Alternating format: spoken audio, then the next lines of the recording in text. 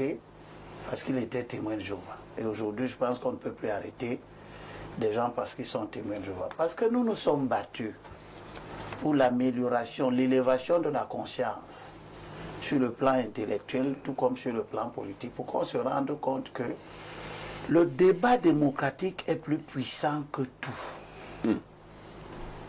Il est plus puissant que tout. Les institutions de répression, les institutions de censure, etc., peuvent avoir leur place. Mais ils ne valeront jamais, ils ne vaudront jamais le débat démocratique. Parce que c'est dans le débat démocratique que ceux qui ont tort se font voir. Parce qu'ils vont manquer d'arguments par rapport à ceux qui ont raison.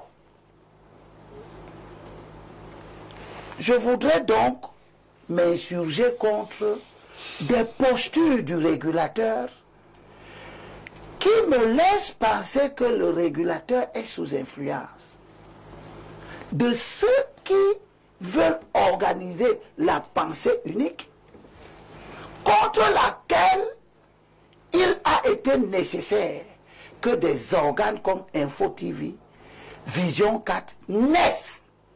Si ces organes n'avaient pas été nés, il aurait fallu les faire naître. Parce que nous étions dans une situation où à partir de 2 ou 3 haut-parleurs qu'il y a à Douala, on essayait d'instrumentaliser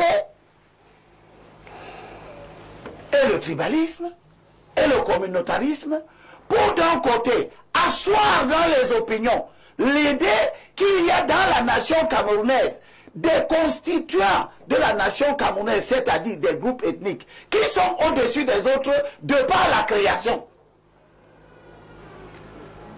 Et de l'autre côté, il y a des organisations criminelles finalement qui ont envie de prendre le contrôle du pouvoir et qui de manière insidieuse travaillent au quotidien pour infiltrer toutes les institutions de manière à ce que le fonctionnement institutionnel vise à asseoir ce que les 2 ou 3 haut-parleurs qu'il y a à Douala débitent au quotidien.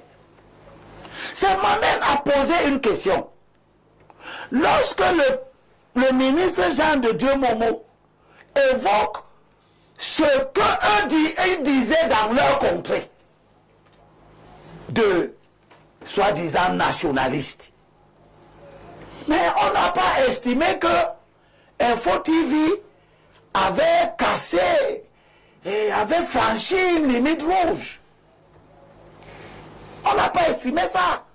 Lorsque dans LTM, le journaliste qui fait la chronique de l'histoire, Anani Binzi, a révélé dans une émission qui date de plus de 10 ans aujourd'hui, la situation réelle de ce qui fait problème aujourd'hui, c'est-à-dire la véritable nature des comportements de M. Enes Wandji.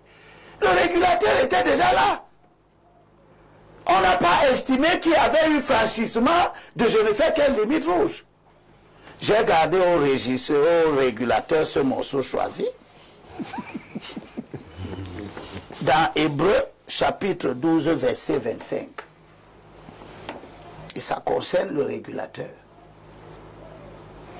Veillez à ne pas repousser celui qui parle. Veillez à ne pas repousser celui qui parle. Car si ceux-là n'ont pas échappé, qui ont repoussé celui qui donnait sur la terre l'avertissement divin, bien plus n'échapperons-nous pas si nous nous détournons de celui qui parle des cieux. Monsieur Parfait a ici Info TV, Vision 4 et les autres chaînes de Yaoundé qui, lorsqu'elles naissaient, ont été considérées par les haut-parleurs de Douala comme des chaînes de radio et télévision de 1000 collines. Eh bien, vous avez parlé des cieux. Vous avez agi comme des avertisseurs. N'en déplaise à ceux qui pensent que en vous fermant la bouche, ou alors en vous utilisant pour fermer la bouche de Libye, ils vont rendre je ne sais quel type de service à la nation. La nation est malade du suprématisme ethnique développé, propagé à partir de trois haut-parleurs qui se trouvent à Douala. Tout le monde le sait. Je vous avertis donc. Très bien. Si, parce que vous, Info TV, comme Vision 4, comme LTM, hier, vous êtes sous pression permanente par des lobbies suprémacistes qui demandent, qui appellent, qui grondent, qui font tout pour dire que pourquoi vous donnez la parole à Elimbi? Vous ne pouvez pas empêcher Elimbi de parler. Elimbi en Douala, à l'arbre Sawa, veut dire quelque chose qui émet le message. Elimbi Lobe signifie le Je suis aussi, Elimbi, c'est aussi la chose dans laquelle on vous met pour vous enterrer. J'ai ces deux fonctions. La fonction de parler pour émettre un message. Vous supprimez que je passe dans Info TV, je crée ma chaîne YouTube. Je n'ai pas encore créé ça. Je crée ma chaîne YouTube. De toutes les façons, vous allez toujours parler. Donc je vais toujours parler. Merci. Et ne croyez pas que vous allez empêcher que vos oreilles n'entendent le discours salutaire. Le discours salutaire, c'est que tous les apologistes ou apologètes de la violence doivent savoir qu'ils vont échouer. Les messages de violence sont en train d'être émis. Le MRC émet chaque jour des messages de violence. Vous en êtes certain? Ce matin encore, dans les réseaux sociaux, on est en train de publier, Boris Belton a publié le Breaking News, où il dit le nouveau message que M. Maurice Kamto vient de publier, où il demande à ses partisans de se mettre prêts. Vous en êtes certain? Mais c'est publié. C'est publié. D'accord, c'est compris. Bon, c'est pour dire. Jetons Elimbi Lobe. Voilà, c'est pour dire à tous ceux qui s'amusent avec la violence. Parce qu'il y a des gens qui n'ont pas connu la violence politique. Ils ont ouvert les yeux dans les années 80. Lorsque la violence politique avait quasiment disparu. Ils voient la violence politique comme un film dans lequel ils pourraient jouer les super-héros. Mais je vous rappelle que ceux qui ont gagné le combat de la libération du Cameroun, c'est André Marine Bida. Il n'a versé le sang de personne. C'est compris, Elimbi Lobe. C'est Aïejo, il n'a versé le sang de personne. On passe la parole au professeur. Et je suis un non-violent. Les violents ne m'impressionneront pas. C'est compris. Je vais prêcher la supériorité de la démarche des non-violents dans la lutte de libération contre le faux combat de ceux qui s'arrogent le nationalisme et qui font croire que le nationalisme, c'est la liberté d'être criminel. Merci Elimbi Lobe. Professeur et Mathias Eric Onangini, comme vous avez assisté à toutes ces émissions, vous êtes un acteur clé pour émettre également justement votre analyse. Tout est parti d'un propos d'Elimbi Lobe sur ce même plateau où il avait traité monsieur Ernest Ouangé de bandit. Vous étiez présent et je l'ai recadré. Mon consultant, Pierre Bleriot, l'a d'ailleurs également fait de manière forte. La polémique est née au niveau des réseaux sociaux. Ça a pris de l'ampleur. Ça a pris de l'ampleur et on a eu la nette impression qu'il y a eu deux écoles qui se battaient. La première qui pensait effectivement que M. Ouangé était un héros et qu'il n'avait rien à voir avec le banditisme. Et l'autre qui soutenait mordicus que ce monsieur a commis des exactions graves, notamment dans la partie du Mungo du pays. Cela m'a amené en tant que journaliste professeur de refaire une deuxième émission la semaine qui avait suivi et où j'ai invité des très brillants intellectuels, parmi lesquels vous-même.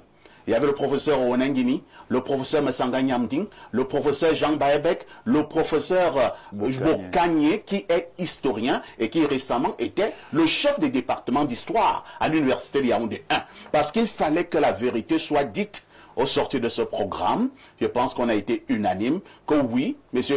Wanji s'est battu pour le pays, mais il revient également qu'il avait commis d'énormes exactions.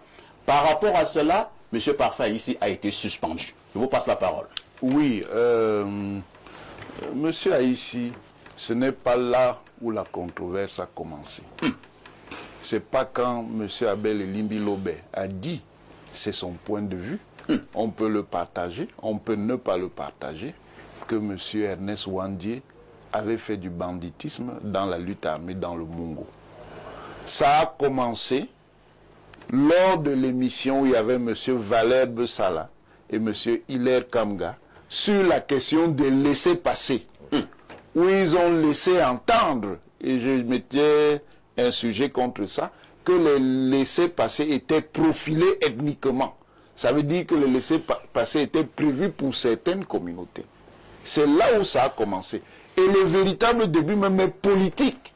C'est quand le MRC a mis à l'index certains médias en les accusant, parce que selon lui, ces médias avaient une ligne éditoriale qui était opposée au MRC, que ces médias étaient des médias tribalistes.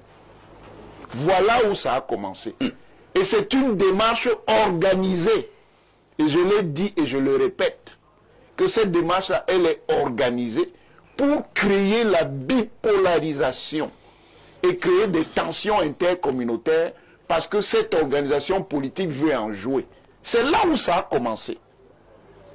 Maintenant, pour revenir à ce qui s'est passé lors de l'émission où M. Elimbi Lobé a tenu ses propos, qui sont les siens, vous l'avez effectivement recadré. Dieu merci. Vous avez également fait des recadrages lors de l'émission qui a suivi. Vous avez invité un certain nombre d'universitaires. Le problème n'est pas là-bas. Ah bon?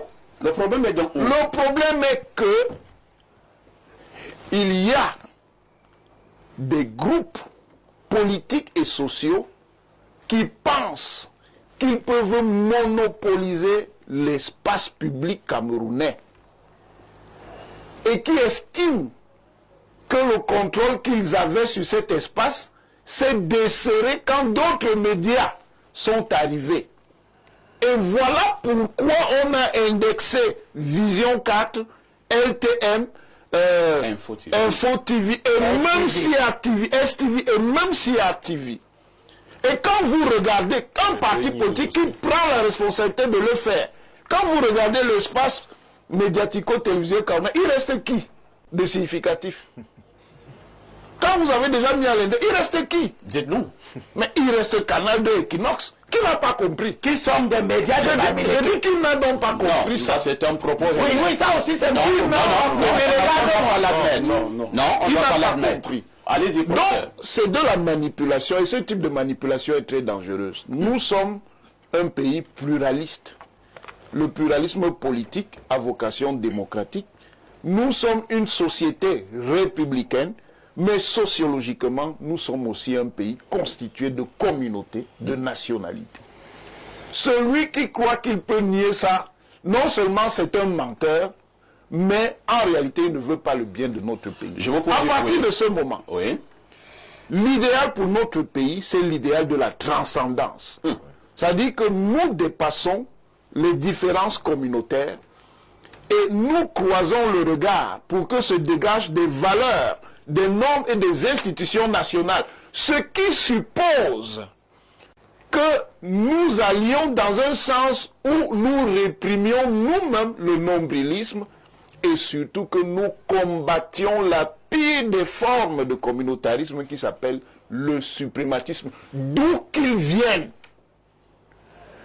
Nous n'allons donc pas accepter qu'en République du Cameroun, quelqu'un qui que ce soit installe dans ce pays l'esprit du suprématisme parce que c'est l'esprit de destruction de la République. Créons une République attentive à toutes ses composantes, comme rien n'est parfait, il y aura toujours des griefs, il y aura des récriminations, mais les institutions républicaines sont là pour gérer et réguler ces problèmes. Mais ne rentrons pas dans la forme la plus dangereuse du communautarisme qui est non seulement porteuse de guerre civile, mais qui a l'esprit de l'extermination de l'autre. Et moi, personnellement, je le combattrai. Aucune intimidation. Ah bon?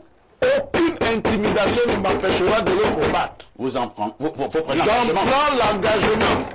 Je le combattrai par tous les moyens. Et personne ne m'intimidera.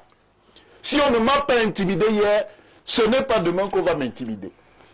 Merci, Donc, professeur. dans cet esprit, il faut donc l'apaisement, mais l'apaisement n'empêche pas la vigilance. Et nous n'accepterons pas la manipulation et la pression, parce que justement, on veut maintenant utiliser la régulation républicaine en la pervertissant. La régulation est là pour rappeler chacun à ses responsabilités. Nous sommes d'accord. Mais il faut éviter la géométrie variable. Il y a des propos très dangereux qui sont tenus dans un certain nombre de médias. On ne les sanctionne jamais pour ça. Des propos qui sont même contre l'unité du Cameroun. Et ce n'est pas sanctionné. Merci, professeur S'il Ronangini. te s'il te plaît, un petit détail, une seconde. Vraiment, en une seconde, Oui, vraiment. Lorsque, dans une interview faite à Douala, un supposé homme politique au communautarisme avéré, mais qui est le produit politique du président Biya, le traite de démon incarné. Le régulateur était où? Le régulateur était où? Cela s'est dit au Cameroun? Oui. Dans un des haut-parleurs de Douala. Qui a traité le président de la République des démons incarnés? Zongang Albert. Vous êtes sûr? Oui. Mais ça circule partout. C'est établi. Il n'y a pas de... Moi, je vais vous recadrer. Hein. Recadre-moi. Vous allez retirer vos propos. Voilà. Je n'admettrai pas ça ici. Voilà. Ce n'est pas les propos n'ont pas été dit. Nous n'avons pas Monsieur tenu. Zongang ne l'a jamais dit. Zongang l'a dit. Non. Il a dit. Est-ce que je vous donne la vidéo? C'est vous quel haineux. C'est vous qui en voulez, monsieur Zongang. Quand vous faites de l'ironie, monsieur, Monsieur Zongang l'a jamais dit. Voilà. c'est de Et l'ironie. là, je viens de vous regarder et ne le dites plus jamais sur le plateau. Je vais passer la parole à monsieur Pierre Blériot-Nyamek. Monsieur Pierre Blériot-Nyamek, sanction du CNC, selon vous, que comprendre? Alors, j'ai essayé de comprendre depuis que ces sanctions sont tombées. Il paraît qu'au Cameroun et ailleurs, les administrations, lorsqu'elles se réunissent, elles doivent faire quelque chose. Ah bon? Oui. Elles doivent faire quelque chose. On ne peut pas se réunir ensemble comme ça. Parce que sinon, ça peut diluer. Qu'on n'est pas sérieux. Oui. Puisque ça inclut des budgets, si on se réunit, il faut faire quelque chose.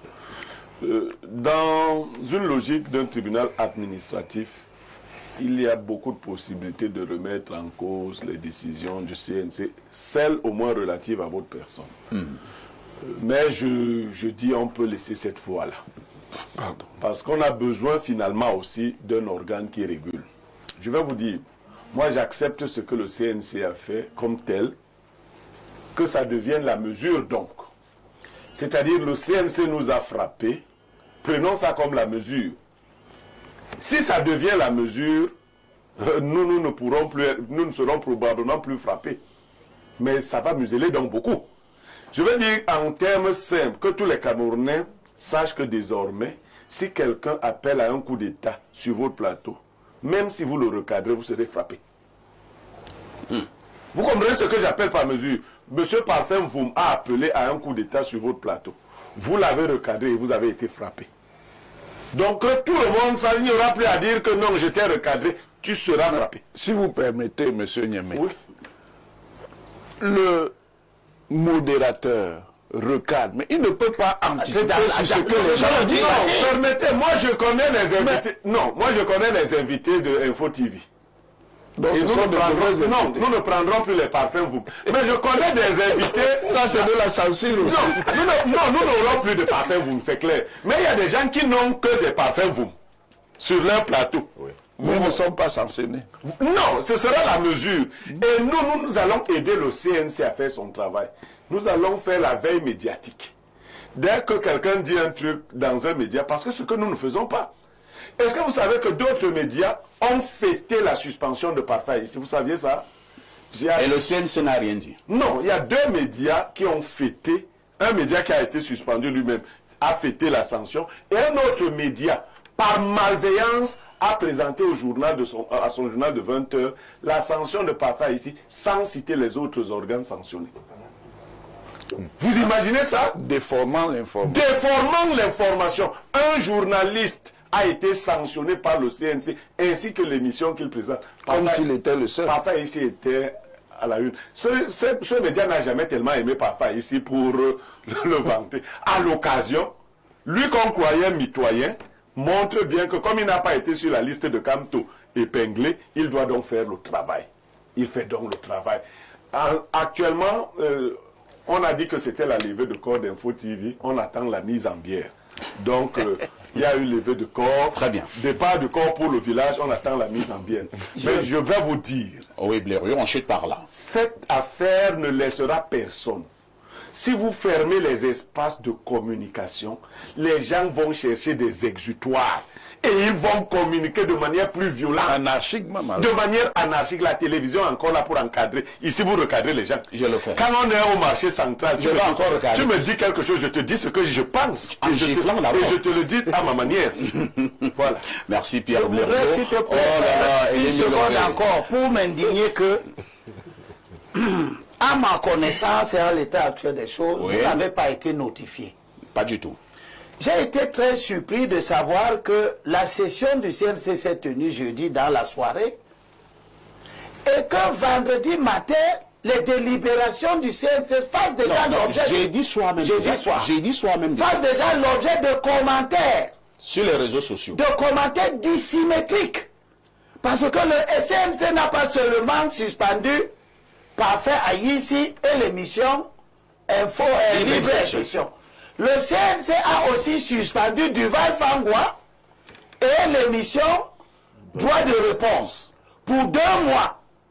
Mais je suis surpris de voir quel est le niveau de perversion des organisations chargées de manipuler l'opinion, qui n'ont parlé que de Parfait Aïssi, d'Info TV et de Libre Expression du matin au soir, donnant l'impression que ce que le CNC a permis d'être sur les réseaux sociaux, parce que le CNC se réunit, je ne sais pas s'il se réunit en présence de tout le public, ces décisions n'ont pas encore été notifiées aux mises en cause, mais elles se trouvent dans les réseaux sociaux. Si elles sont dans les réseaux sociaux, moi, l'homme politique, je pense que ça a été fait à dessein à partir de l'intérieur même du CNC.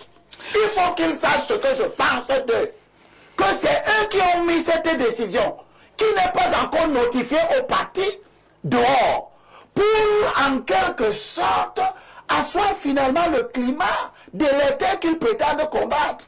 Qu'est-ce qui empêchait le CNC de garder ses décisions et de ne les rendre publiques après notification? Très bien, c'est compris. Hein? C'est ce qu'il fallait dire globalement ce matin concernant donc, les sujets de mise en bouche et concernant les dernières décisions du CNC. Nous allons marquer une autre touche pause et on prendra le véritable sujet inscrit à l'ordre du jour ce jour. À tout de suite pour la suite.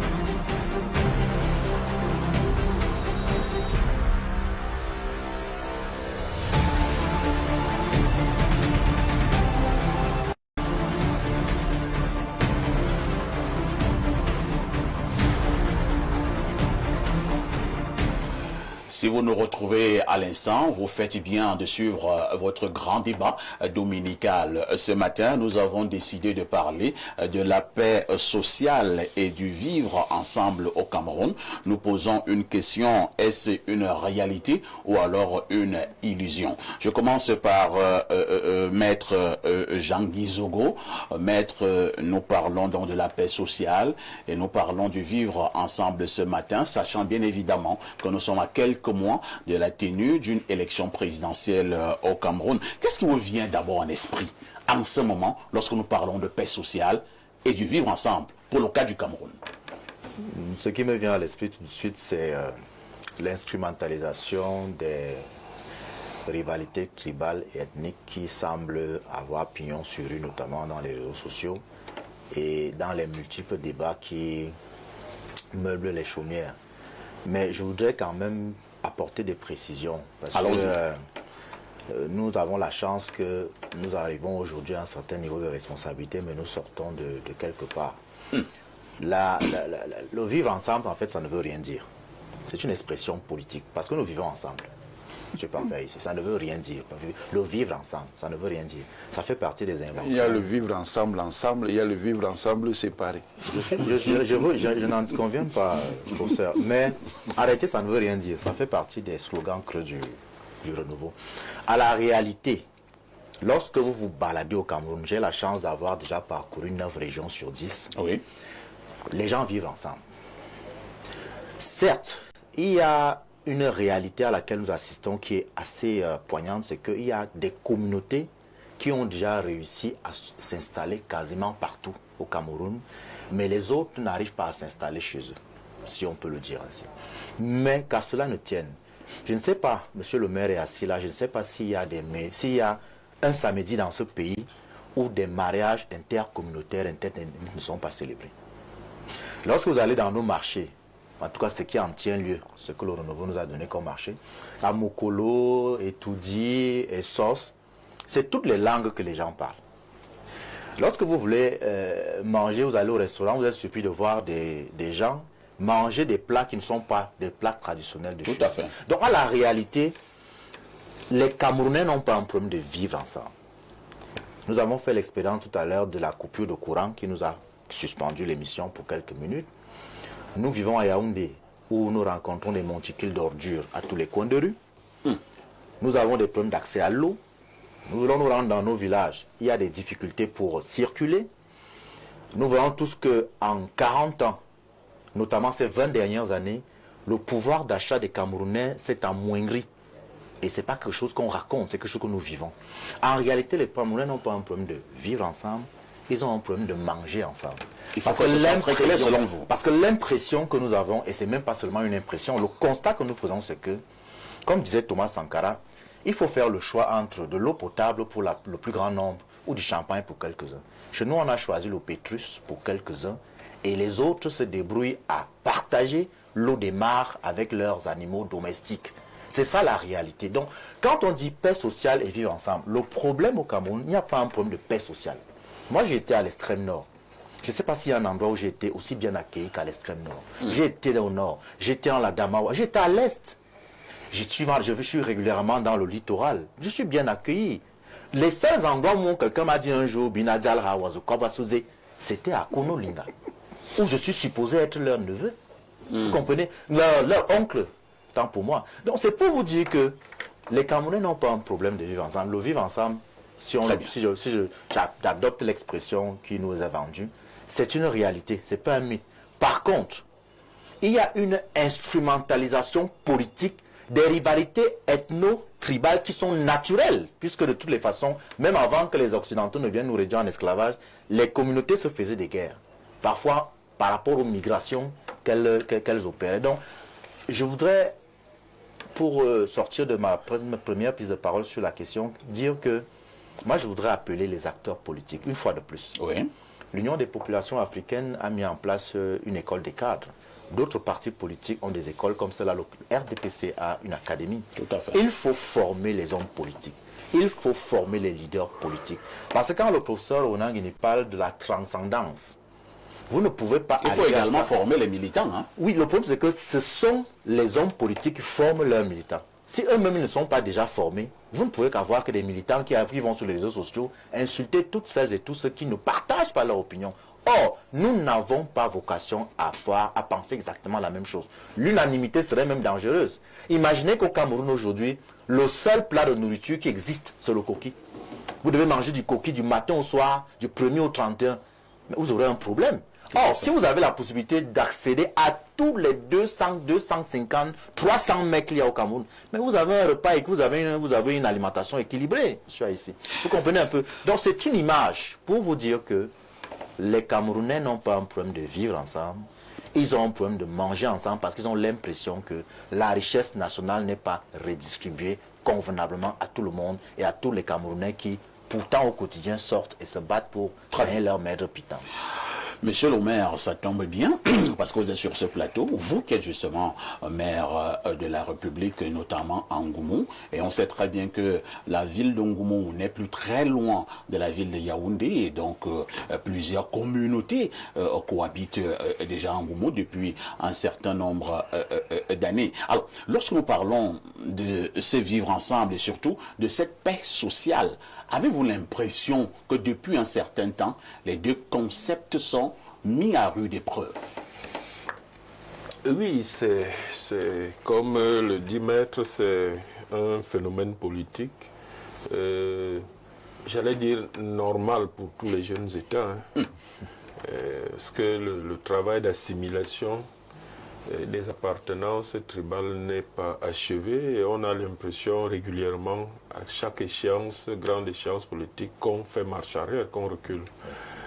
Pendant la période du parti unique où la gestion politique était relativement autoritaire, il y avait la crainte et ce travail d'assimilation forcée avait à la limite un peu laissé croire qu'on avait suffisamment avancé, mais dès les années 90, dès que la parole a été libérée, c'était le retour et le repli identitaire à des fins de bataille, de conquête de pouvoir. Et à chaque nouvelle échéance, on retombe.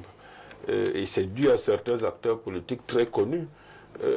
Pas seulement connus par cette stratégie simpliste d'instrumentaliser la tribu, mais connus aussi par leur long parcours et professionnel et idéologique d'instrumentalisation, d'idéologisation, même de cette, vous avez appelé le suprématisme, mais je crois qu'il y a des acteurs politiques très dangereux pour notre démocratie. Ah bon? Parce que la démocratie, elle se fait dans un État, et la République, c'est avec ce cadre rationnel qu'est l'État. On ne peut pas avoir d'État sans assimilation. Ouais. Et c'est l'évaluation de cette assimilation, chacun en ce qui le concerne, que nous devons faire. Est-ce que la transcendance dont parle le professeur, c'est l'acceptation de cette assimilation, et les autorités administratives et politiques, l'appareil d'État, effectivement, est l'agent décisif de cette assimilation. Tous les élus, nous prêtons serment. Et nous sommes obligés de traiter tous les citoyens résidant sur nos territoires de façon égale. Je suis maire de Ngoumé, je suis moi-même fils d'une zone frontalière, je suis d'Otélé et à Otélé... Frontalière au Bassa. Voilà. Non seulement Bassa, mais ensuite, nous avons accueilli depuis longtemps une forte immigration, fuyant effectivement, d'une part, les conflits dans l'Union et la Sanaga maritime, et aussi à l'ouest. Donc, nous avons grandi à Hôtel avec des grands commerçants venus du nord, de l'ouest. Le chef de 3e degré de Télécentre, Sawa, c'était Madame Ebouélé, et actuellement, c'est son fils qui était mon camarade de classe, c'est Turen Ebouélé, qui est chef de village 3e degré de Télécentre. Et donc, et ça, c'est toute une culture de paix et de vivre ensemble. Maintenant, il faut savoir que, comme Maître disait, la paix sociale, on a vite fait de tribaliser le débat politique. Mais en réalité, c'est un frein à la résolution des problèmes de justice sociale, d'égalisation des chances, d'égalité des chances, de réformes économiques. Notre État, si vous prenez, moi je rêve d'une rationalisation des dépenses publiques à la Trump. Il a nommé quelqu'un là. Mais moi je défends cette idée depuis ici. Nous gaspillons beaucoup d'argent. Et le gaspillage d'argent et l'inefficacité de notre État, une bonne partie de cette inefficacité de l'État, des politiques publiques, est liée au tribalisme, à la nécessité de gérer le tribalisme. Vous avez des gens, ils sont incompétents, ils détournent de l'argent, mais pour des raisons d'équilibre régional, pour des raisons, bon, si vous dites tel, on dit, ah, vous êtes tribaliste, donc on s'en accommode. Notre État paye chaque année, de façon budgétaire, un coût, le coût du tribalisme.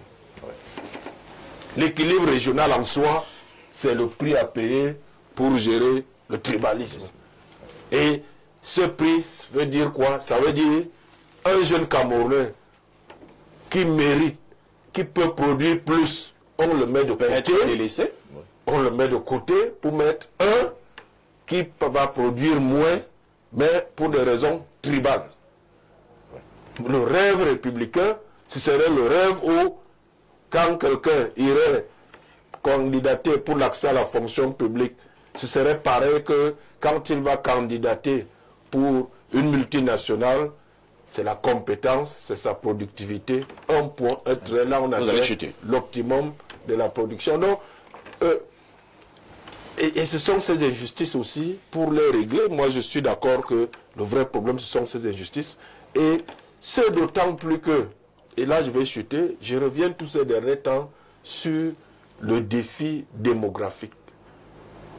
Notre population va doubler dans 25 ans encore. Nous aurons 50, 60 millions de jeunes Camerounais qui n'auront peut-être même jamais mis les pieds dans leur village parce que 70% de cette population sera née en ville.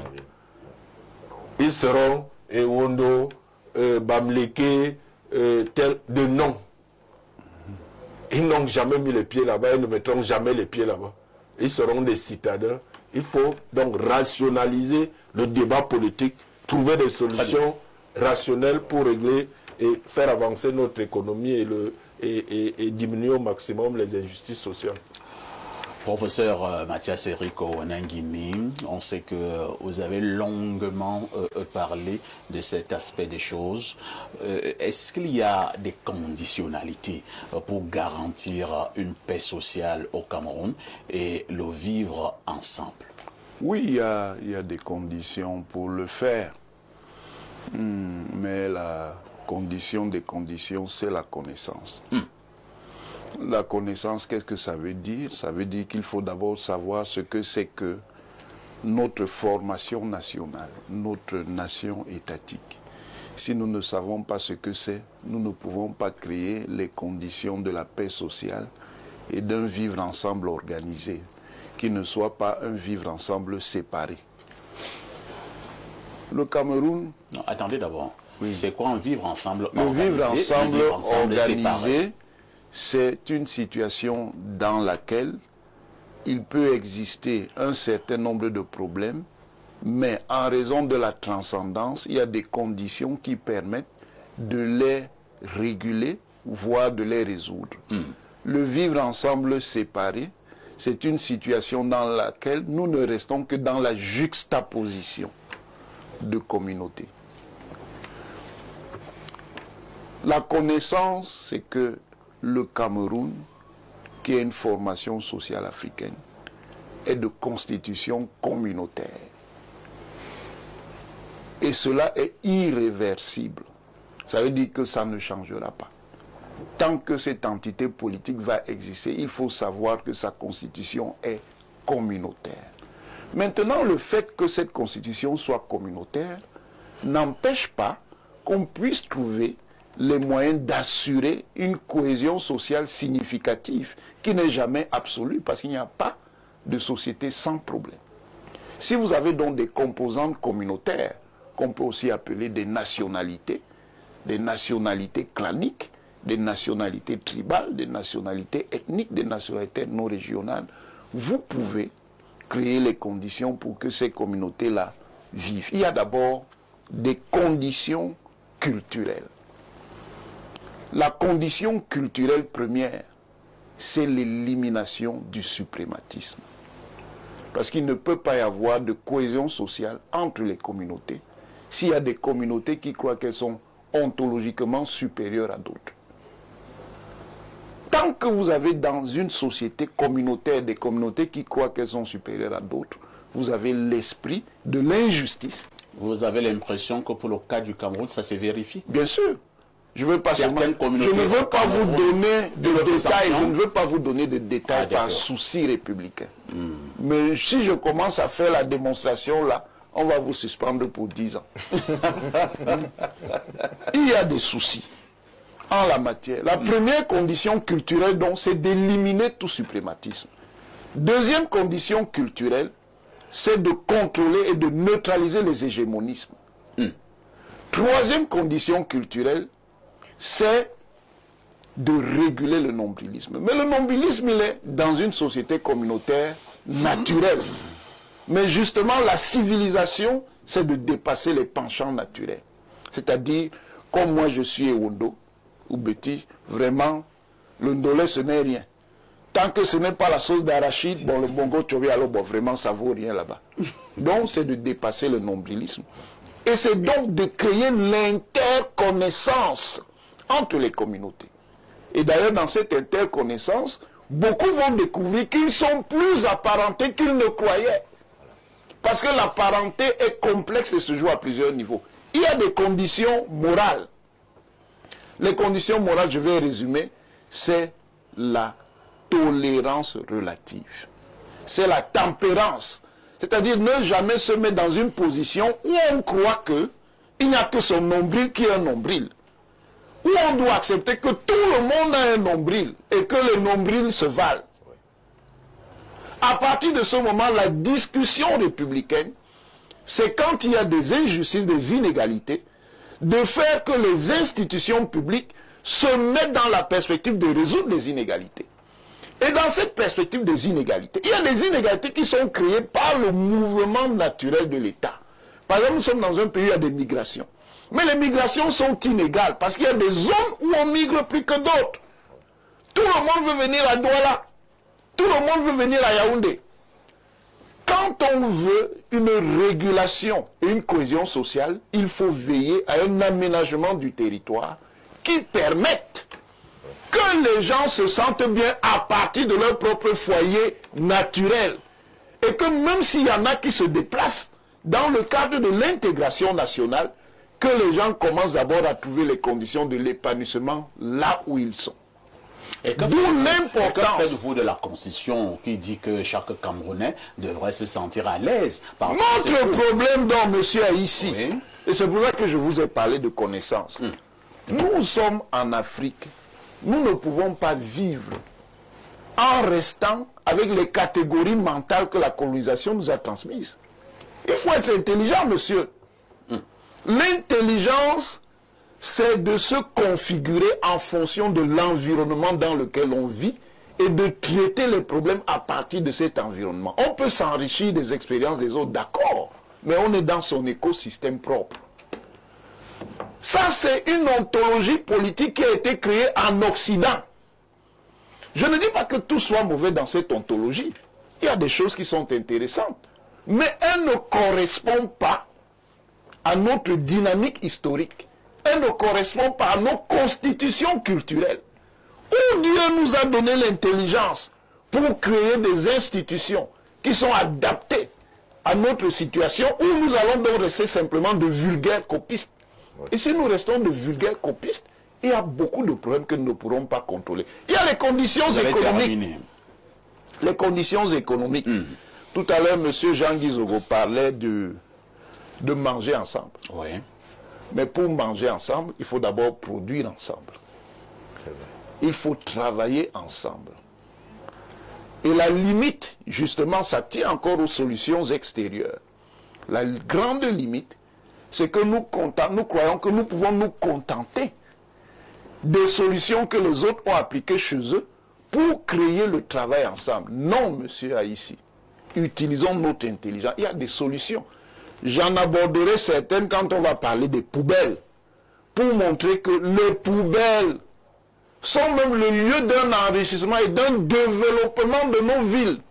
Mais comme nous sommes dans cette logique-là, du vivre ensemble séparé, nous ne comprenons pas que les poubelles sont une opportunité pour créer une économie qui, dans les villes et particulièrement dans les quartiers dits défavorisés, peut permettre de créer des emplois, peut apporter des revenus complémentaires, peut apporter autre chose que les mauvaises odeurs.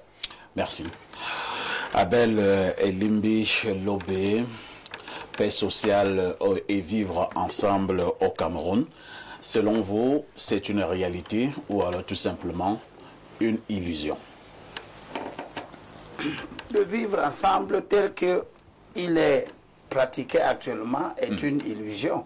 Et pourquoi? Parce Le que vivre ensemble séparé. nous sommes dans une juxtaposition des communautés qui, en réalité, ne créent pas les conditions d'une coexistence harmonieuse. Premièrement, vous avez des gens dans le champ politique qui, lorsque la constitution de 96 s'y a été mise sur pied, après la conférence tripartite, où les patriarches des différentes communautés ont été Et les réunis. matriarches. C'était des patriarches. Et des matriarches. Et des matriarches Qui ont d'ailleurs, si vous permettez, menacé de maudire les patriarches si on ne trouvait pas une solution à la tripartite. C'est-à-dire que les femmes qui participaient à la tripartite avaient menacé de se déshabiller parce que le Cameroun était en situation très difficile. Ces patriarches-là, qui dans nos différentes communautés, sont des personnes ressources de la dernière minute. Des gens qui, lorsque ils parlent, tout le monde doit pouvoir comprendre et aller dans ce sens. C'est eux qui ont inscrit dans la Constitution le concept de l'autochtone, qui est au départ, dans le préambule, l'État assure la protection des minorités, préserve les droits des populations autochtones conformément à la loi. C'est-à-dire, la loi viendra définir ces droits qui sont inaliénables si on veut la coexistence harmonieuse. Nous avons vu des gens se lever ici au Cameroun, venir sur les plateaux de télévision, contester l'existence des populations autochtones. Ça a commencé comme ça. Nous avons vu les gens à la sortie du grand dialogue, où des gens comme moi, nous avons posé la question du respect de l'espace ontologique de chaque communauté.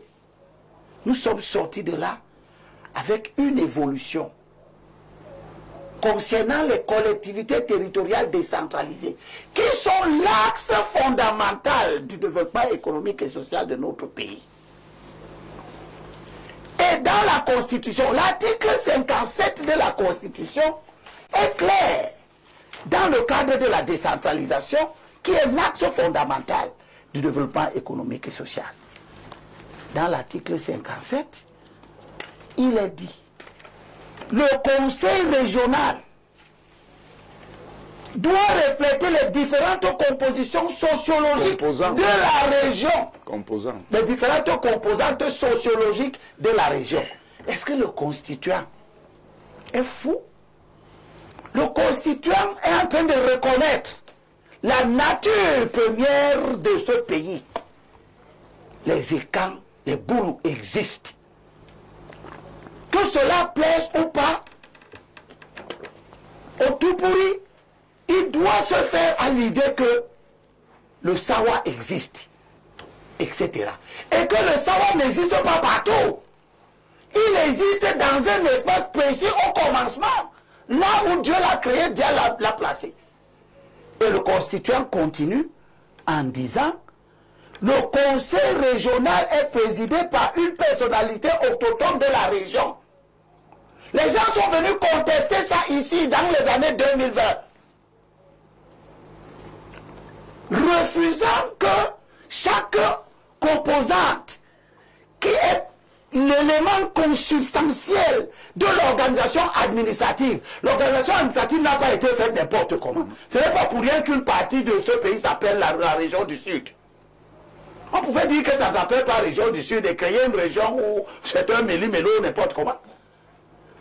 Si on a donc dit que le président du conseil régional doit être un enfant de la région, c'est bien parce qu'il faut laisser à chaque région et aux composantes sociologiques de cette région la possibilité de participer à égalité de chance à l'organisation, au fonctionnement, au développement du Cameroun.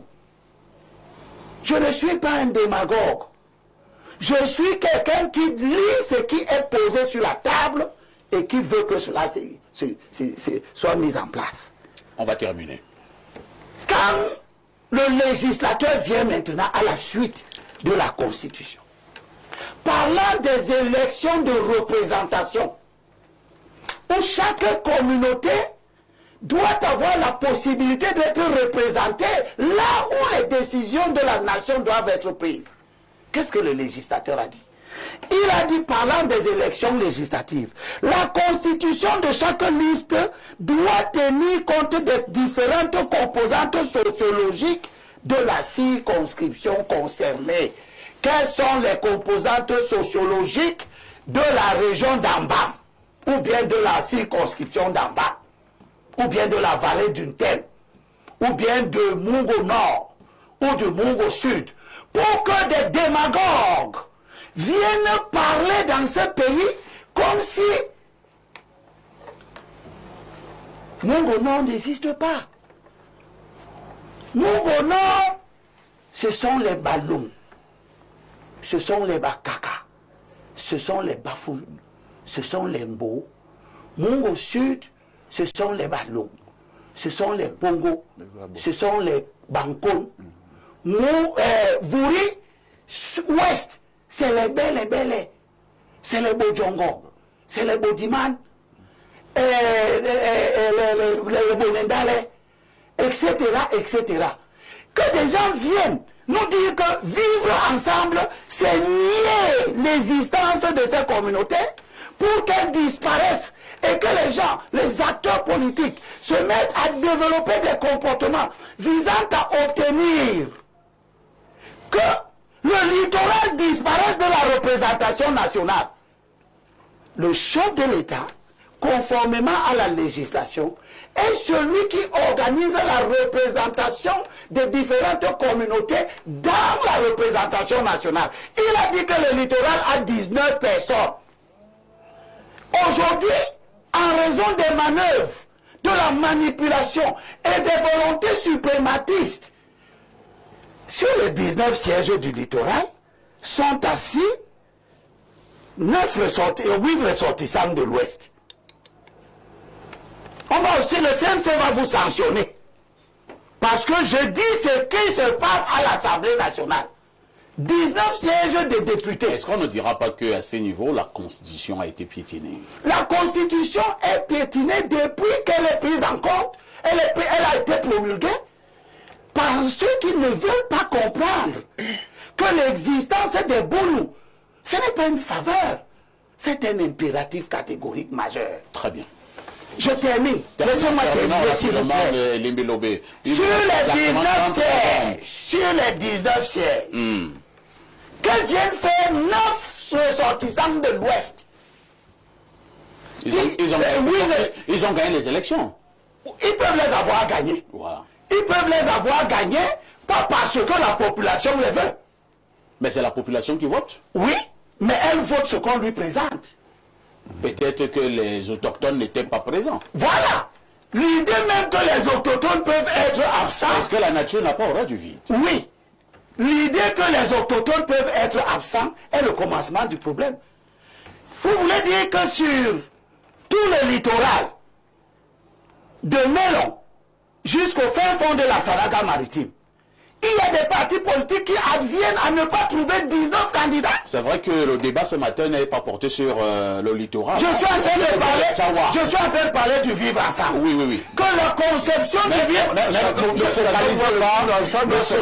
pas le débat sur le savoir et sur le littoral. Je parle de ce que je connais le mieux. Je ne sais pas comment ça se passe à l'extrême nord. Terminons dans Elimbi Lobé. Je suis donc en train de dire que la conception que veulent nous imposer certains suprématistes, c'est que les 19 sièges du littoral doivent pouvoir être occupés par des gens simplement sur la base de ce que la migration des populations, le mouvement des populations impose. Comme nous sommes devenus très nombreux au littoral, nous pouvons être ceux qui représentent les Sawa. Vous ne représenterez jamais les Sawa. Ils existent, ils se feront représenter par. Merci. Sur les 19 sièges, c'est un avertissement que je lance. C'est compris. Voilà. Calmez-vous, Elimbi Lobé. Nous allons... Les sièges du littoral, on a compris. Sont des sièges du on a littoral. déjà compris. Aucune interprétation du vivre ensemble ne changera cet état de choses. On a compris. Et je ne vous laisserai jamais aller chercher à occuper les 11 sièges du Sud. Je vais passer la parole à Pierre Blériot Niemek. Pierre Blériot, ce n'est pas la première fois que nous posons ce genre de débat sur cette table, mais nous le faisons toujours par souci de sensibilisation. Nous abordons ces sujets délicats, Pierre Blériot Niemek, parce qu'il faut justement les aborder afin de trouver certainement une solution. Ça ne sert à rien de ne pas les aborder, n'est-ce pas, Pierre Blériot? Première question. Deuxième préoccupation, Pierre Blériot. Est-ce que l'ordre gouvernant, en ce moment, a véritablement pris la mesure de la situation? Alors, qu'est-ce que je peux dire de très intéressant après que toutes ces éminences grises aient parlé? Pas grand-chose, sauf qu'elles ont parlé pour les institutions et quelques-unes de ces éminences grises évitaient que monsieur tout le monde les comprenne, comme le professeur Onangini. Parce que ma grand-mère... Je devais parler, je l'ai dit que... Oui. Non, pas du tout. Parce que il a expliqué, et à côté, vous avez un comportement qu'on pourrait qualifier de nombriliste, celui de M. Elimbi Lobé. Parce que si vous enlevez paix sociale, vous pouvez mettre paix familiale. Vous allez voir ma façon d'aborder la chose. Ce que l'État subit, nos familles le subissent. On n'a pas prévu ce moment s'il devait arriver. Nous tous qui sommes ici et ceux qui sont à la maison, observez bien que nos parents n'avaient pas pensé à se partager la terre. Ils vivaient comme ça, ils occupaient les espaces, ils les utilisaient. Mais l'évolution de la société a fait que leurs enfants soient obligés de se partager la terre. Or, quand le moment de se partager la terre est arrivé, il y en avait qui avaient averti leurs enfants avant. C'est-à-dire, vous êtes une famille de 5 personnes, 5 frères qui vivent bien, et il y a un là qui dit à ses enfants, s'aimer un peu partout. Il y a un concept qui arrivera, on appellera ça la mise en valeur. Quand ce concept arrivera, vous prendrez les terres de tous vos cousins. Je dis, nous tous, nous vivons ça. Ce n'est pas une affaire des Bamileke. Dans nos villages, nous avons des cousins qui ont été prévenus pendant que les familles étaient encore en bonne cohésion. Au moment du partage réel de la terre, certains cousins avaient tout pris. Ça a provoqué une situation. J'appartiens à une famille, j'en parle, on dit famille de Ruben. Il y a même quelqu'un qui m'a dit, non, tu n'es pas de la famille de Ruben Oumiobe, tu es de la famille de Maïma Matip. Non. Là,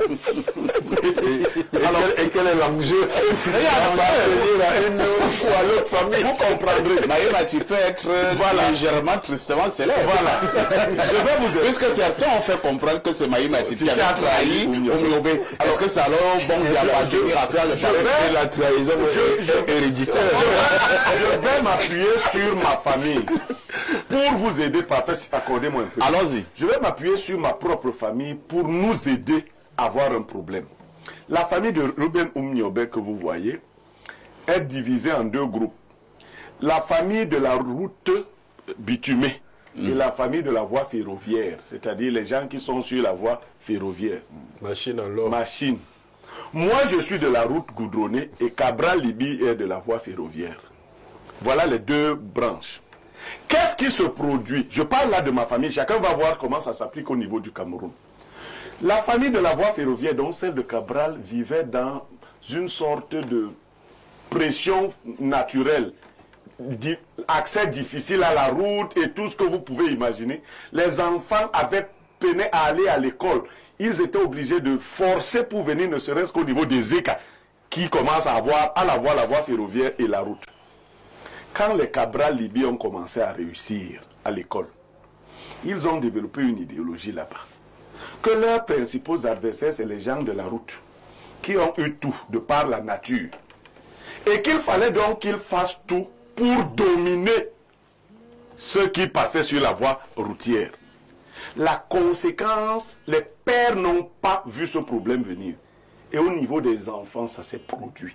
C'est-à-dire qu'avec nos cousins se comportent comme si nous étions en guerre et qu'ils devaient tout faire pour rester entre eux très unis contre nous. Est-ce que vous comprenez?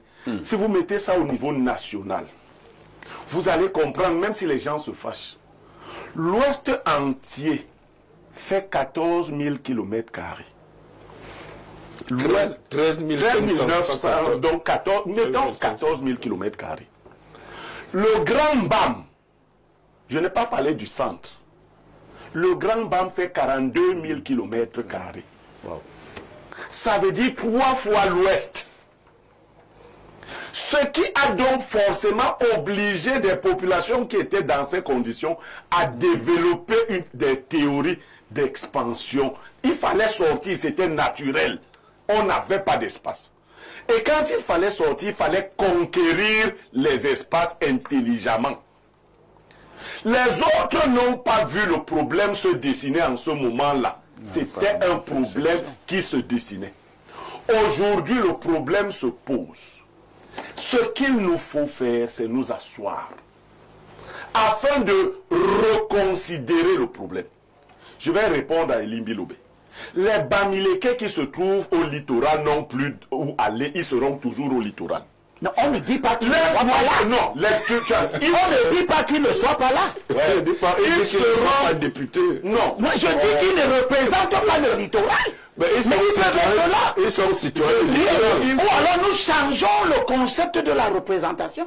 Ils sont citoyens. Changeons donc le concept de la représentation. Écoutez ce discours-ci. Oui, je ne les m'énerve pas. Oui, je ne dis pas que tu énerves.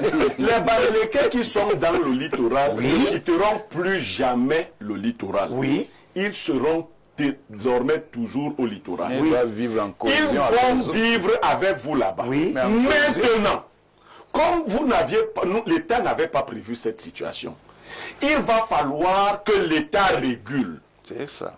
Que l'État organise les populations et pour leur dire que les Sawa que vous voyez ici, eux, ils n'ont pas appris à voyager.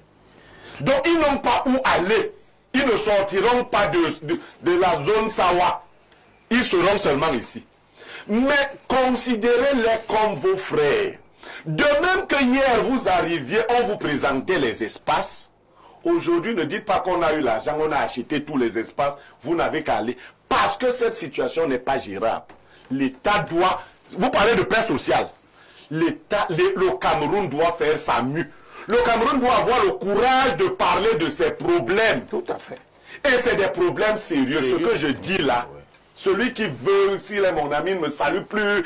Si on ne parle pas de ça aujourd'hui, ça va générer des guerres. Tout à fait. Parce que les enfants du littoral, même si leurs pères ont vendu, quand ils n'auront pas où aller, seront obligés de forcer de l'espace. Qui a même dit que Merci leurs bien. pères ont vendu? Alors, nous allons Cette d'abord... histoire de pères qui ont vendu relève justement du suprématisme.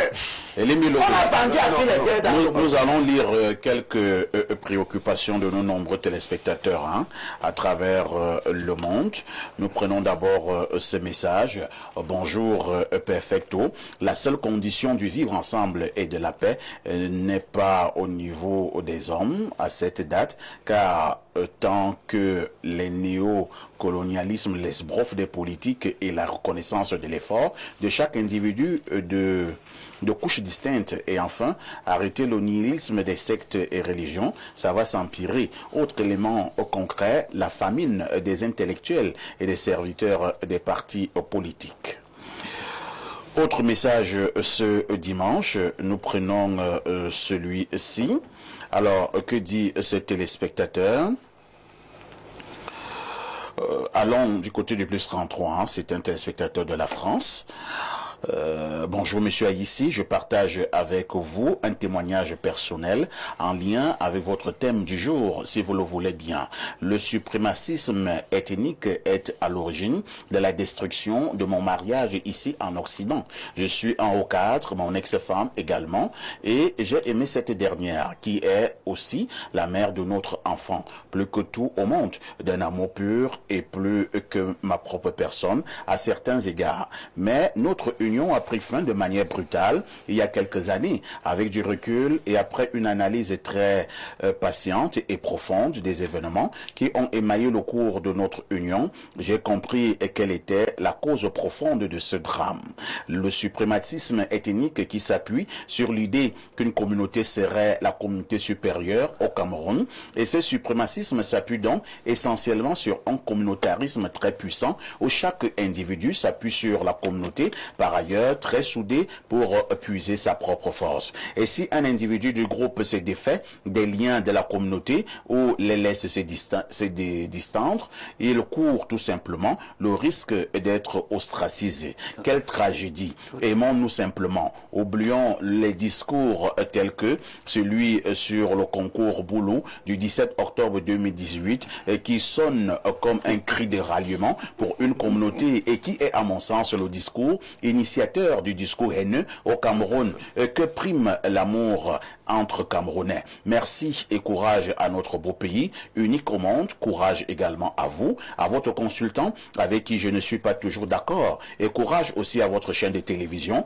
et à son promoteur. Bon dimanche à vous. C'est depuis Paris qui envoie ce message. Autre message ce jour en direct sur Libre Expression. Le gouvernement a mis sur pied plusieurs plans et projets de réalisation. Posons-nous donc la question de savoir les raisons pour lesquelles ces plans ne sont pas exécutés. Le manque de financement, le détournement des fonds publics, l'inexpérience des détenteurs des fonds. Nous souhaitons connaître la problématique. Alors, nous allons prendre peut-être deux dernières préoccupations. Que dit ce téléspectateur rapidement? Alors, la seule manière de protéger les autochtones, c'est de transférer les capitales politiques et économiques dans d'autres régions. Qu'est-ce que ça veut dire? Mais ça ne recréera que le même problème. Non, ça veut dire quoi? Je ne comprends pas. La capitale du littoral passe à l'ouest Non, ou au centre. ça veut dire que la capitale de Cameroun ne soit plus Yaoundé. Comme ça, les gens vont se déporter là où il y aura la capitale. Ah, c'est ça qu'il a voulu dire. Et ça deviendra rotatif. Ça ne va que ça du Cameroun. Le problème, c'est la décentralisation. Alors, bonjour à tous. Les terres du littoral ont été spoliées en majorité. Et dire que les Sawa ont vendu les terres est un peu exagéré et même insultant. Je n'ai pas dit que les Sawa... Non, je ne l'ai pas dit. Parce qu'on va encore frapper ici. J'ai dit que... Oui, même si on dit que les Sawa... Parce que c'est pas... Oh, c'est vrai que Chebon est d'expression anglaise, mais il comprend bien français. J'ai dit que même si on dit que... Je n'ai pas dit que les Sawa ont vendu, je n'étais pas quand ils vendaient. Il faut bien surveiller. Ce n'est pas toi le problème. Non, Oui, oui, vous voulez préciser quoi? Je voulais juste préciser que Oui. l'État du Cameroun tel qu'il est organisé, et si les gens sont sincères et respectent des dispositions des lois qui nous organisent, devrait arriver à un fonctionnement Harmonieux. Oui. Ce qui porte... Je ne parle pas, je suis d'accord avec Maître Guizogo. Que vivre ensemble, c'est quoi? Ça ne veut rien dire. C'est vivre en harmonie, en cohésion. Mais il n'y a qu'une seule solution, chers panélistes. Que chacun respecte l'autre. C'est ça. Que chacun reste à la place Et accepte que Dieu l'autre. et les institutions lui ont donné. Que personne n'envisage ce que j'ai entendu Blaireau dire, mais il n'est pas le premier, il répète ce qui se dit. La conquête, il n'y a pas de conquête à l'intérieur d'une nation. L'idée qu'une communauté est conquérante va aller prendre les places, les terres, les positions politiques. Et j'ai gardé le morceau choisi qui donne les raisons de guerre. Dans Jacques, chapitre 4, verset 1er, d'où viennent les guerres? Et d'où viennent les combats parmi vous? N'est-ce pas de ceci? 2 points, il commence à citer. De vos désirs insatiables, du plaisir sensuel, qui combattent dans vos membres. Vous désirez, et pourtant vous n'avez pas. Sans cesse, vous assassinez, vous convoitez, et pourtant vous ne pouvez pas obtenir, etc., etc. Donc, cet état d'esprit, où c'est ce que Parfait Haïti a que je veux avoir. C'est la terre de Parfait Haïti que j'explique que je dois prendre parce que j'ai 400 km² seulement. Quand tu as 400 km², tu es parti faire 10 millions de personnes, pourquoi? C'est ce que... Tu es parti faire 10 millions de personnes, pourquoi? Alors que tu as 400 km². Pour venir dire maintenant que il faut que j'aille prendre 66 000 hectares dans la vallée du Thème parce que je veux cultiver le cacao. Au lieu d'aller acheter le cacao que les Parfaits ici cultivent et tu fais ta chocolaterie, tu dis que non, je dois moi-même aller prendre 66 000 hectares. Et comme ça, je vais transporter mes frères parce que les Parfaits ici ne travaillent pas. Oublions que c'est les Parfaits ici qui ont produit tout le cacao qui a construit le Cameroun, etc. Et les inscrit dans une perspective de pluralisme à vocation démocratique.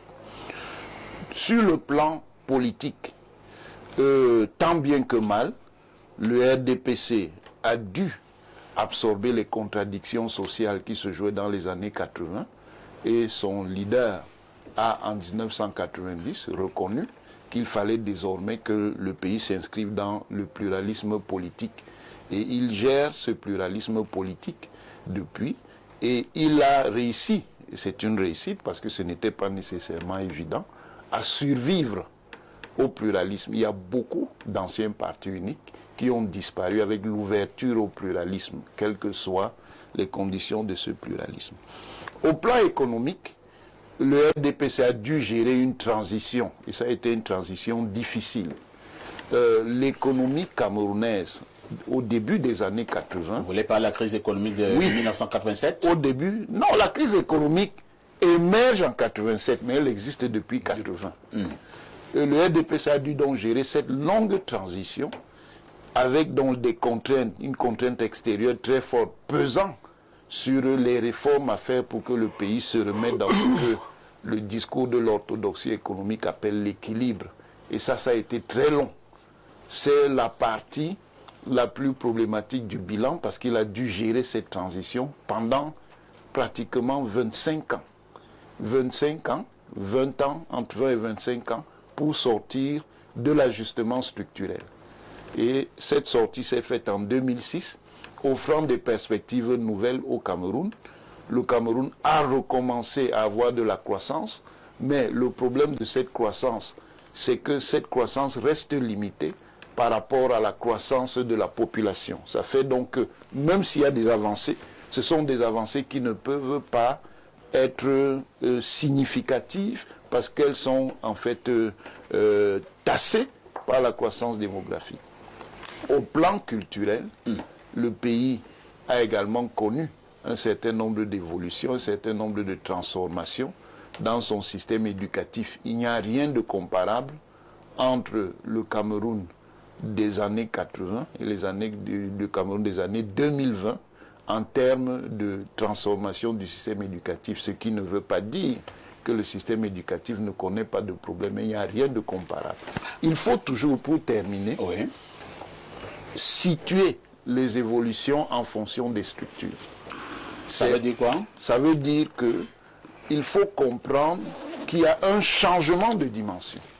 Le Cameroun des années 80, c'est à peu près 7,5 millions d'habitants. Le Cameroun des années 2020, c'est pratiquement 30 millions d'habitants, dont la population a quadruplé. Et c'est un défi qui est important, et un défi qui d'ailleurs, et je finis là-dessus, ne relève pas simplement de l'action d'un groupe politique, d'un groupe gouvernant, mais relève de l'action de l'ensemble de la collectivité sociale. Professeur Onangini, je vous suggère de garder nos microphones. Lorsque nous faisons le bilan du RDPC, est-ce que nous n'aurons toujours pas tendance également à faire le bilan du président de la République, c'est-à-dire sa gouvernance, le président Paul Biya? Est-ce qu'on peut dissocier les deux bilans? Non, on ne peut pas dissocier. Parce que alors, on ne peut pas dissocier, vous avez répondu. Vu sous cet angle-là, est-ce que nous pouvons donc dire que le RDPC a été une réussite dans un pays, comme vous le savez, nous avons des problèmes de chômage, des problèmes d'eau, les problèmes d'électricité, problèmes d'éducation, problèmes de santé, et on peut en citer jusqu'à demain matin. Le RDPC, finalement, ça nous a amené quoi? La mendicité? Non, ça c'est une vision simpliste. C'est une vision simpliste parce que je vous ai parlé de changement de dimension. Ça veut dire quoi? Ça veut dire qu'un pays dont la population quadruple fait face à des défis qui sont importants. Ça signifie que même lorsqu'on a des succès, ces succès ne sont peut-être pas suffisants tant qu'on n'a pas atteint le point de transformation structurelle. Ça veut dire que vous parlez de problèmes. Est-ce que vous connaissez un pays où il n'y a pas de problème de chômage? Simplement. Vous pensez que la comparaison attendez. Est-ce que vous connaissez un pays qui n'a pas de problème de chômage? Mais à des degrés divers. Est-ce que vous connaissez un pays, même parmi les pays développés, qui n'a pas de problème en matière de santé? Les États-Unis, qui sont le pays le plus riche du monde. Est-ce qu'on ne peut pas voir ça dans des paroles de consolation? Non, ce n'est pas des paroles de consolation. C'est pour vous faire d'abord comprendre les conditions structurelles. Après, vous pouvez juger de manière lucide les performances. C'est pour éviter le simplisme démagogique qu'en 43 ans, le RDPC n'a rien fait, ce qui n'a aucune signification rationnelle. Vous pouvez estimer qu'un groupe et un chef politique peuvent rester pendant 43 ans et ne rien faire au sens littéral du terme. C'est compris. Mais il y a donc encore des défis importants. Le défi, le vrai défi... On dira que... Attendez, laissez-moi finir donc. Beaucoup reste encore à faire, c'est ça? Si vous voulez. Si vous voulez le dire comme ça. Si vous voulez dire comme ça. Et beaucoup reste encore. Pour l'instant, moi je ne m'exprime pas dans cette position-là, je m'exprime en tant qu'analyste. Je vous dis ceci. Le RDPC a réinscrit le Cameroun sur le terrain de la productivité, mais pour atteindre la prospérité, il faut plus de productivité et plus de compétitivité. C'est compris. Nous allons passer la parole à un homme politique de l'opposition, maître Jean-Guy Zogo. Nous parlons du RDPC. À chaque moment où nous parlons du RDPC depuis quelques années, plusieurs personnes ont des torticolis, d'autres commencent à avoir subitement mal à la tête. Beaucoup pensaient même que mieux nous changeons de sujet parce que c'est un sujet qui énerve et pensent que le RDPC est le problème fondamental de ces pays. C'est excessif ou alors c'est simplement réaliste? Ensemble de choses qui ont été mal faites. Vous avez tellement d'éléphants blancs comme les barrages dont on ne sait pas très bien à quoi il sert. Il faut rénover. Ensuite, il faudra innover. Mais là, pour innover, il faut changer le logiciel idéologique. Il faut adopter le panafricanisme. Le logiciel systémique. Justement, parce que quand je dis que l'ordre établi est néocolonial, c'est le système gouvernant, c'est le paradigme gouvernant qui pose problème.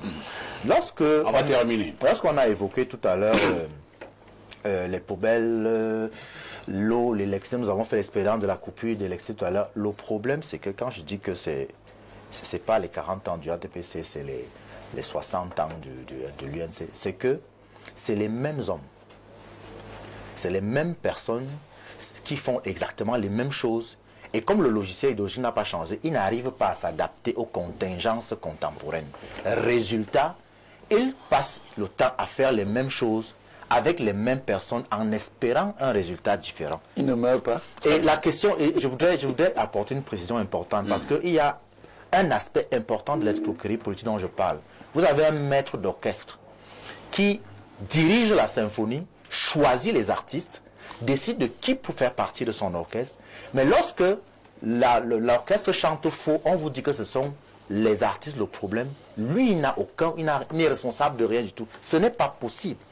Vous ne pouvez pas être celui qui prend les décisions en dernier ressort et en tant que leader, vous n'assumez jamais la responsabilité des échecs. Mais lorsque ça se passe plus ou moins bien, on vous attribue les mérites. Ça veut dire que quelque part, on veut faire croire aux Camerounais que quand ça se passe mal, ce sont les autres. Quand ça se passe bien, c'est vous. C'est une escroquerie politique. C'est pour ça que je dis, ce n'est pas 40 ans de prospérité, ce n'est pas 40 ans de pauvreté. Le RDPC n'est pas le problème.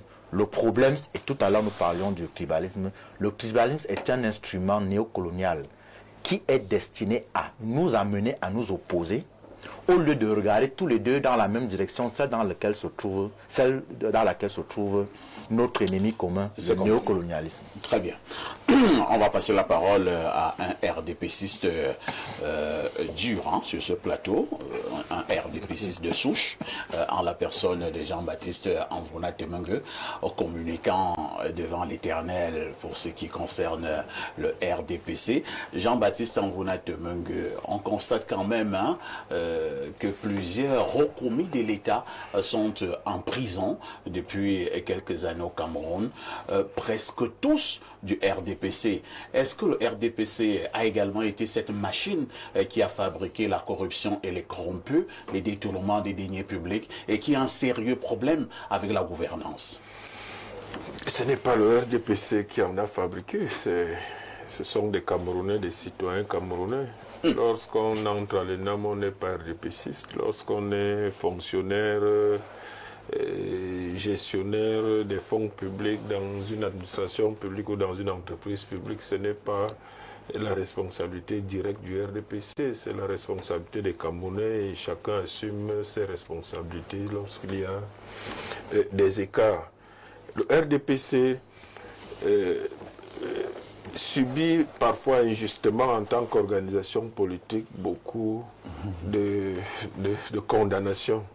Je crois que le problème de tout jeune État, parce que ce n'est pas un problème du RDPC, le RDPC fait partie de ce jeune État. Et nous avons des problèmes dus à la jeunesse de notre État. Lorsqu'on parle de néocolonialisme, bon, c'est parce que ça ne fait pas longtemps qu'on est sorti du colonialisme, même si et c'est cette stigmatisation qui pose problème d'ailleurs avec ces concepts que les panafricanistes utilisent. Nous sommes un État néanmoins indépendant et nous avons à penser nous-mêmes nos réformes parce que le néocolonialisme voudrait dire que c'est l'ancienne puissance. Pauvreté. Je présume que vous optez pour la prospérité, c'est ça? Non, nous avons encore beaucoup de pauvreté dans notre pays. Ah, d'accord. Oui. Parce que est-ce qu'il y a quand même quelques faits de prospérité lorsqu'on parle du RDPC? Nécessairement, beaucoup a été fait. Nécessairement. Beaucoup restent d'accord. Mais quand je dis... Mais ça, beaucoup, c'est la vérité. Beaucoup, c'est alors pas finalement. Alors, j'étais il y a 2 semaines. J'étais il y a 2 semaines dans un village où j'ai reçu en tant que maire une plainte collective de tous les chefs de 3e degré de ce village. Alors, j'ai effectué un déplacement dans ce village, dans ces villages, avec le conseiller municipal du secteur. Et effectivement, il y a des problèmes. Bon, je leur ai dit, et j'avais quelques annonces à leur faire aussi. Je leur ai dit, voilà, mon grand-père disait, on appelait la montre de Nana Musomo, la montre de Nana Musomo, c'était la montre. C'était toujours à la même heure. C'était tout posé à 9h, il ne savait pas lire la montre. Donc, quand on lui demandait, mais tu portes la montre, monsieur Nana Musomo, mais il est quelle heure? Il regardait, il dit, toi-même viens lire. Non, mais c'est la même heure. Alors, c'est ce qu'il faut éviter dans la gestion d'une cité. L'immobilisme. Et je leur ai dit, moi, mon père a été directeur de l'école catholique de ce village. Donc, je suis venu, j'avais 8 ans, 7 ans et 8 ans. Je marchais à pied avec mon père sur 14 km, aller-retour pour l'accompagner à son lieu de service. Il n'y avait pas un poteau électrique ici. Il n'y avait pas un forage d'eau. Nous puisions l'eau à la rivière. Jean-Baptiste, dans ces 40 ans plus tard, vous avez quelques forages. Ne dites pas quelques forages. Ne dites pas quelques forages. Et quelques poteaux. Non, je ne dites pas ça. Ne dites pas ça. Je le dis, voilà le bilan de 40 ans. Non, écoutez, je prends une commune de Ngoumou qui n'a pas une superficie importante. Et s'il y a 40 ans, le centre-ville même de Ngoumou n'avait pas d'électricité. Et qu'aujourd'hui... Il y a l'électricité. Écoutez. 80% des villages ont l'électricité. Bien sûr. Pas que le centre-ville. Évaluer l'investissement. L'investissement de cette électrification est de moins... ou bien l'électricité. Non, attendez, c'est l'investissement. Attendez, c'est l'investissement public. Cet investissement public est d'au moins 4 milliards de francs CFA cumulés pour électrifier. Monsieur le maire, lorsque nous vous entendons parler, comme vous venez de le dire là, vous allez m'encore parler tout à l'heure. Et vous savez, attendez, on a eu quand même une vidéo qui est devenue virale il y a quelques mois, où vous-même, vous étiez monté au créneau pour dénoncer la misère, la pauvreté. On a l'impression que ça c'est Jean Atemang 1 qui avait parlé. Maintenant nous avons Jean-Baptiste Atemang 2 qui a parlé sur ce plateau. Non, c'est exactement la même chose. Ah bon? Oui, c'est exactement la même chose que je suis en train de décrire. Alors, j'ai décrié ceci. J'ai décrié ceci. Moi, je suis entré, j'ai obtenu mon BEPC exactement en 86. Fils de télé. Je parcourais 10 km pour aller au CES de Ngoumou. Ce n'était pas un lycée. Après l'obtention de mon brevet d'études, 4 ans plus tard, j'ai dû présenter un concours national pour avoir la chance d'entrer dans un des 3 lycées techniques où je pouvais entrer sur tout le territoire national. J'ai été admis à ce concours national. Je suis venu au lycée technique commercial de Yaoundé. Et qu'est-ce qui fait problème? Le problème est que, entre-temps, la population a été multipliée par 3, globalement. Mais il faut dire que... C'est ce que vous avez dit ce jour-là? Non, attendez donc, j'en viens. Vous avez peur de dire je peux le dire. Vous avez été menacé? Non, je n'ai pas été menacé. Je maintiens mes positions. Attendez. On a suivi quand même. Attendez. Le fait c'est qui? C'est lui qui a été menacé. On ne pas dire que le professeur. C'est qui l'autorité? Attendez, je vais chuter. Alors, la situation a été totalement métamorphosée. Il y a un lycée technique en Ngoumou, commercial industriel. Aujourd'hui, à Otélé, il y a un lycée, pas seulement un CES, mais un lycée qui n'a pas d'infrastructure. C'est ce que j'ai dénoncé. Il y a un lycée en Ngoumou aussi entre-temps. Il y a un lycée en Vin. Il y a un CES en Congo, où j'étais justement l'autre jour. Donc, sauf que les infrastructures qui courent après cette démographie ne sont pas suffisantes. Et j'ai dénoncé, et je le dénonce toujours, la mauvaise répartition face à cette situation des ressources de ce ministère. Je trouve anormal que 99% des ressources de ce ministère aillent au fonctionnement et face à cette démographie, 1% seulement aille aux infrastructures. C'est ce que j'ai dénoncé et qui n'est pas acceptable. Ce d'autant plus que 99%, nous avions le lycée le niveau sortant de télé, donc de Moumou, j'avais le même niveau que quelqu'un qui était au collège vote, que quelqu'un qui était au collège de la retraite, que quelqu'un qui était... Il n'est pas normal donc en 2000, face à cette démographie, en 2024, 80% des élèves de ces lycées publics échouent le bac et n'ont pas de niveau. Et c'est ce que je l'ai On a compris. Donc, ce n'est pas incompatible, non, mais en temps, il y a des établissements et une situation on a compris que vous assumez votre position voilà. et que vous n'allez pas céder aux pressions et aux menaces. Non. Parce que je sais que vous avez été menacé. C'est l'équilibre qu'il faut avoir C'est comme ça. dans le champ, sur On le vous a champ compris. politique. Il faut dire ce qui Avec ne les va pas libéraux, et dire ce qui... Dans les 40 ans là, beaucoup de choses dans le contexte international se sont mises en place et auraient dû être des atouts, comment on appelle ça, des opportunités. Je vous rappelle que quand le RDPC arrive au pouvoir, le prix international du pétrole, du cacao, etc., a beaucoup trop évolué par rapport à ce que l'UMC a connu. Mais le RDPC s'est illustré par rapport à son ancêtre, l'UMC, par la gabegie. Le niveau de corruption qui s'est développé pendant l'ère du RDPC, les 40 ans du RDPC, a plombé la capacité du RDPC à effectuer effectivement les projets de développement. L'UMC a aussi connu sa part de période de corruption. Terminé. Mais le régime était suffisamment fort pour empêcher que n'importe qui ne se lève et détourne les deniers publics. Or, le régime du RDPC se caractérise par un affaiblissement de la capacité de l'État dû à la corruption. Et l'autre caractéristique du régime du RDPC, c'est son incapacité à juguler ses mots, qui ont plombé son efficacité. Très bien. Ce n'est pas la volonté de faire qui a manqué. C'est compris. Les discours du président de la République montrent systématiquement sa détermination. Mais en même temps, À quoi ça il sert, n'obtient pas le bilan. à quoi ça sert de tenir des discours depuis 40 ans où l'on condamne la malgouvernance, où l'on condamne la corruption, où l'on condamne l'inertie, où on dit que les bandits à col blanc vont rendre gorge, et si à la fin, on a la nette impression que rien n'a changé? Alors, je vais répondre à cette question qui est très pertinente. Les discours montrent ce qu'on veut faire. Le RDPC est-il un parti essentiellement des discours? Non. Puisque je suis dans le cas de ceux qui pensent qu'il y a eu des réalisations. C'est compris. Je suis te plaît, laisse-moi terminer. Terminons rapidement. Par la question du tribalisme. Le tribalisme n'est pas né avec le RDPC. Ah bon? Le tribalisme est né avec la nature du pays.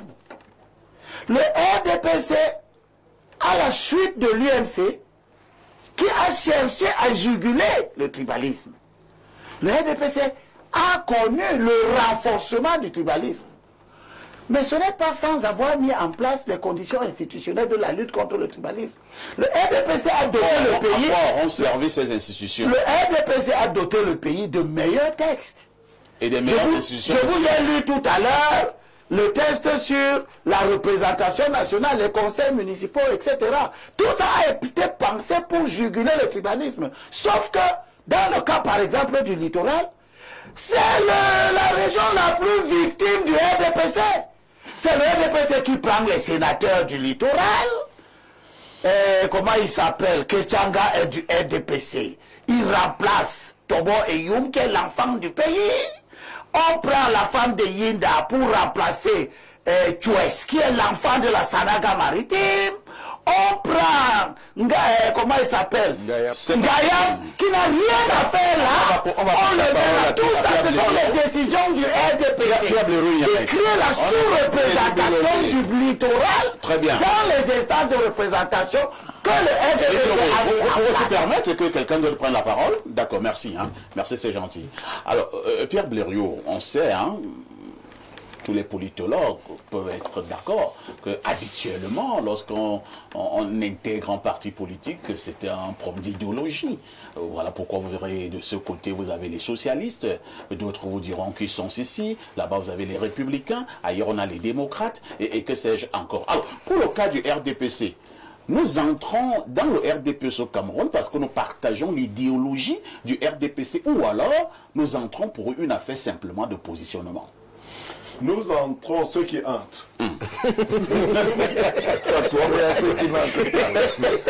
Si tu entres, ce n'est pas un péché. Nous entrons. Ceux qui entrent dans le RDPC n'ont pas de choix. Comment Parce ça? qu'il n'y a qu'une seule porte au Cameroun, le RDPC ou alors le RDPC. Ça veut dire quoi? C'est ce que ça veut dire.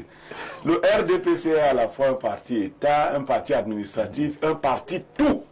Quand le maire se débattait à dire que quand on entre à l'ENAM, on n'est pas du RDPC. Quand on entre à l'ENAM, on n'est pas du RDPC. Mais quand on sort du RDPC. On sort étant du RDPC. C'est comme ça. Donc vous devenez, quand on vous affecte comme sous-préfet quelque part, vous êtes le sous-préfet aussi du RDPC. C'est pas excessif ça? C'est ce que nous observons. Vous êtes sûr qu'il n'y a aucun sous-préfet de l'opposition? Non, on ne peut pas dire ça. Il y a même des sous-préfets. Tous les sous-préfets votent vraiment pour le Non, en fait, vous avez pas fait. Tu as vu un sous-préfet qui a recadré le maire. Il y a des sous-préfets. Un sous-préfet. Il y a des sous-préfets et des préfets qui combattent en sous-marin le RDPC. Vous avez quelques noms? Non, je ne vais pas Pas donner. mettre en évidence. Mais dans la majorité, parce qu'ils sont des carriéristes, ils sont obligés de se soumettre à l'idéologie. D'ailleurs, quand les chefs du RDPC arrivent dans les circonscriptions, ils commissionnent des sous-préfets. Oui, c'est ce qu'ils font. Donc, venons-en à... Parler de manière péjorative. Oui, moi je ne sais pas. Prospérité... Je ne pense pas. Hein. On va prendre un message où quelqu'un est un peu plus précis. Bonjour, libre expression. Parfait. Avec votre absence dans les prochains jours, vous allez nous manquer. Mais sachez que nous sommes de tout cœur avec vous. Concernant le bilan des 40 ans du RDPC, je souhaite que notre politologue nous dise si celui-ci, si selon lui, ce bilan est positif ou négatif. C'est monsieur Larré depuis la ville de Kara, c'est au nord du Togo. Oui, c'est l'indicatif le 228. Je pense qu'il a répondu à cette question. Hein. Autre message ce matin, que dit ce téléspectateur? Le Cameroun s'est enrichi 7 fois. Bonjour au plateau. Monsieur Limbi Lobe a raison. Le RDPC n'a que des menteurs comme leurs dirigeants. C'est ce que Limbi Lobe a dit? Non, c'est ce qu'il a compris. Moi, j'ai dit une chose. Il a compris quelque chose. Et il exprime ce qu'il a compris de cette manière. Regardez vous-même leurs réalisations qui ne sont jamais achevées. Ils ne sont plus crédibles. C'est Belinga à Douala qui envoie ce message. Un autre message, c'est une pluie de messages. Hein, que dit celui-ci? RDPC, ce ne sont ni 40 ans de prospérité, ni 40 ans de pauvreté, mais 40 ans de décrépitude. Niamey peut mieux faire pour que Kamto, dont il fait déjà l'âge physique, puisse le remarquer. Bertrand à Marois. Non, je ne fais pas l'âge. Je ne m'as pas encore vu physiquement. Je ne suis pas comme Aïssi télégénique. Je suis très beau et très jeune. Je ne fais pas ça. Il a même 80. Un autre message. Hein? Bonjour, monsieur Parfait Aïssi. Merci de lire mon petit message, étant donné que c'est la première fois que j'interviens dans ce programme dominical. J'aimerais réitérer mon premier message en demandant tout simplement à monsieur le maire de nous donner son point de vue sans contorsion linguistique sur le fait que monsieur Limbi Lobe dise clairement que la loi, la constitution n'est pas appliquée lorsque les sièges des ressortissants du littoral au niveau du Sénat sont dilués avec les autres communautés. Doit-on vivre ensemble en oubliant justement que chaque Camerounais appartient à une communauté et que la loi a quand même tranché sur certains problèmes et que l'application stricte de la loi ne devrait pas poser problème et quitte à changer la loi. Mais même avant de la changer, tant qu'elle est en vigueur, ne doit-elle pas être appliquée? Tout à fait. Vous répondez, monsieur le maire? Le RDPC qu'il a accusé d'ailleurs, Limbi Lobe, assume sa responsabilité de rechercher sur tout le territoire un équilibre dans la représentation des composantes sociologiques. C'est ce que nous faisons à Douala comme ailleurs. Les citoyens de Douala, tous les citoyens de Douala, quelle que soit leur origine sociologique, doivent être représentés. Maintenant, il faut trouver dans chaque, ce n'est pas que dans le Vouri, dans le Mongo, on a des situations où effectivement il y a aussi ces problèmes d'équilibre. Donc, comme Blériot disait tout à l'heure, les populations de Douala, je l'ai dit aussi, et de Yaoundé ne vont plus quitter ces villes. Et donc, ces populations doivent être représentées. Et il faut veiller à ce que toutes les composantes sociologiques de ces grandes villes soient représentées. À Douala, nous assumons... Mais que cela soit également une forme d'équité. Attendez d'abord, monsieur le maire, on est d'accord que toutes les composantes sociologiques soient représentées à Douala, mais que ces mêmes composantes soient également représentées à l'Est, à l'Ouest, au Nord, et ainsi de suite, c'est ça? C'est ce que nous assumons, c'est ce qui doit être fait. Alors, est-ce que ça est fait pour l'instant? À Douala, est-ce que cela est fait pour l'instant? Nous recherchons l'équilibre, parce qu'à Douala, c'est fait actuellement. C'est ce qui est fait. C'est de représenter. Attendez, on parle pas effective au Cameroun. Est-ce que vous avez vu les listes de candidatures des autres partis politiques? Je ne parle pas de candidats. Il y a d'autres exemples. Oui, mais il faut en parler. Donc, nous pensons que l'équilibre actuel est raisonnable et fait la part des choses. Voilà. Et les en 1 minute. Oui, pour dire au maire que l'acrobatie qu'il essaie de faire pour dévoiler le RDPC ne passe pas. Il faut bien... Et qui ferait que sur une liste à Maroua, il y a un à Tangana, un Niamey. Vous attendez quoi pour faire ça? Mais ça évolue. Oui, je suis d'accord. Je crains chaque élection, à chaque élection, je crains que dans l'évolution dont tu parles, vous preniez conscience lorsqu'il n'y aura plus de littoraliens. Il y en aura toujours.